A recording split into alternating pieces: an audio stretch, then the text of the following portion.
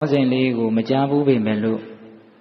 ဦးဇင်းပြောလိုက်တော့ဒီအဓိပ္ပာယ်လေးတွေတော့ကြားဘူးပြီးသားလို့သဘောပေါက်သွားမှာပါနော်ပြီးတော့သူ့သဘောထားကိုယ်သဘောထားဦးဇင်းတို့ရဲ့တွေးပုံတွေးနည်းလေးတွေလည်းပဲဒကာကြီးဒကာမကြီးများမတွေးဘူးသေးတာလေးတွေဦးဇင်းတွေးပြတာလည်းပါကောင်းပါပါလိမ့်မယ်ဟုတ်လားအေးပတ္တိကရတ္တသုတ်တံတဲ့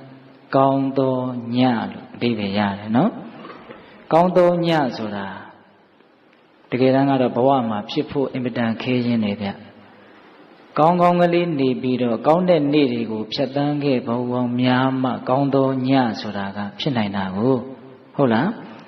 တချို့မကောင်းတာတွေလုပ်ထားတယ်ဆိုရင်ညအိပ်ပြီးဆိုတော့နောင်တတွေနဲ့ပူလောင်ပြီးတော့ကောင်းသောညကမဖြစ်ပြန်ဘူးဟုတ်လားတချို့ကြတော့လည်းပဲအလိုဆန္ဒတွေကများလွန်ပြီးတော့စိတ်ကူးတွေထွေးပြီးတော့ညမှာပူပူလောင်လောင်ဆိုးဆိုးရင်ရင်နဲ့